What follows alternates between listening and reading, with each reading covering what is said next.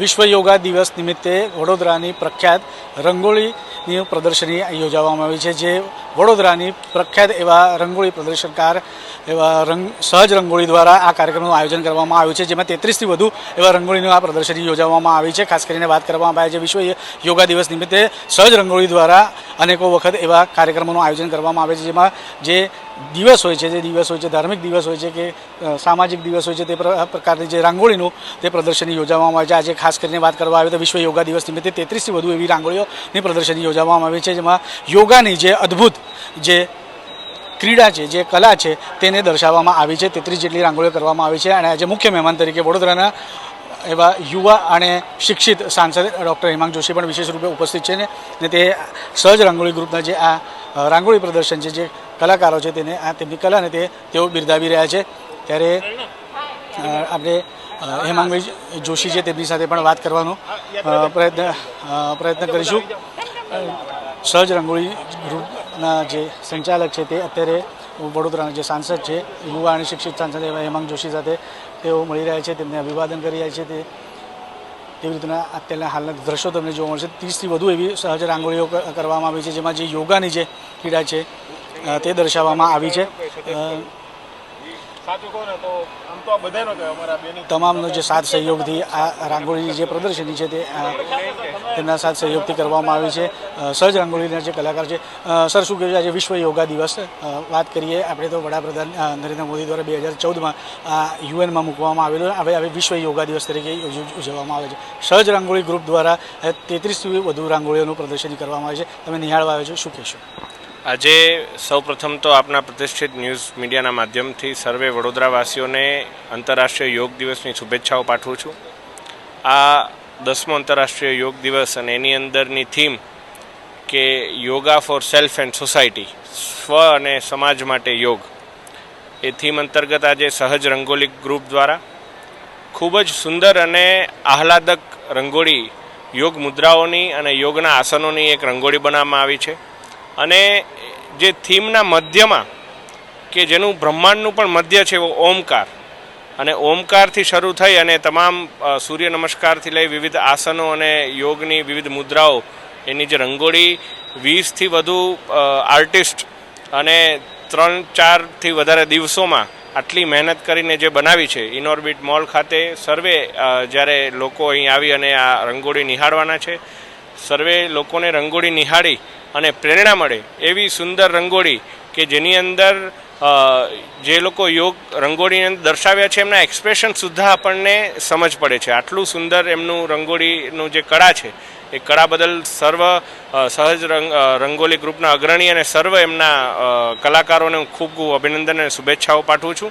અને યોગ એ આપણા જીવનનો ભાગ બને એ માટે આપણે સૌ આજે સંકલ્પ લઈએ, એ જ માનનીય વડાપ્રધાન નરેન્દ્રભાઈ મોદીજીની એક ઈચ્છા છે, દેશ માટેની એક મહત્વાકાંક્ષા છે, તો એને સાકાર કરીએ એ માટે સૌને અપીલ કરું છું। ચોક્કસથી સહજ રંગોળીના સંચાલક છે તેમની સાથે પણ વાત કરીશું। કેટલા દિવસમાં રંગોળી કરવામાં આવી છે, કોણે કરવામાં આવી છે, કેટલો એના પર ફોકસ કરવામાં આવ્યું છે અને કઈ કઈ મુદ્રા સિલેક્ટ કરવામાં આવી છે?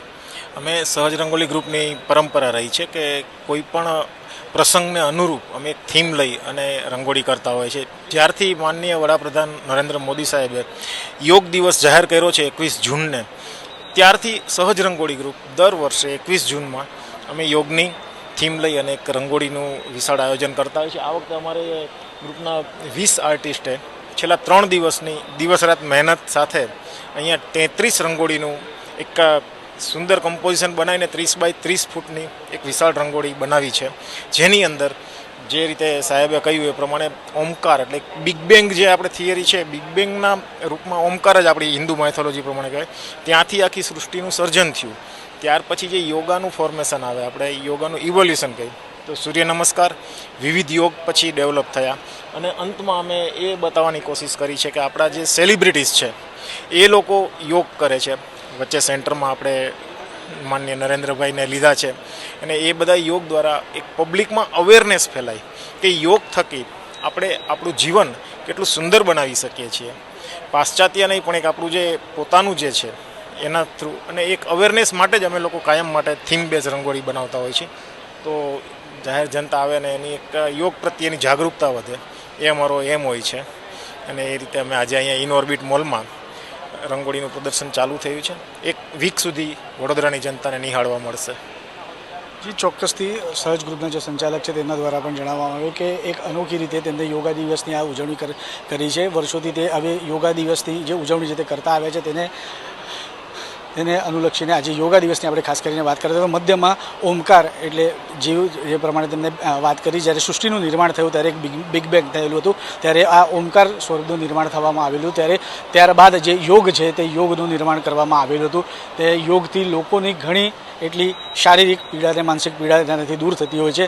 સાથે જ તેમને એક સંકેત અને સંદેશો આપવા માગે છે કે યુવા પેઢીને કે યોગ કેટલું જરૂરી છે જીવનમાં.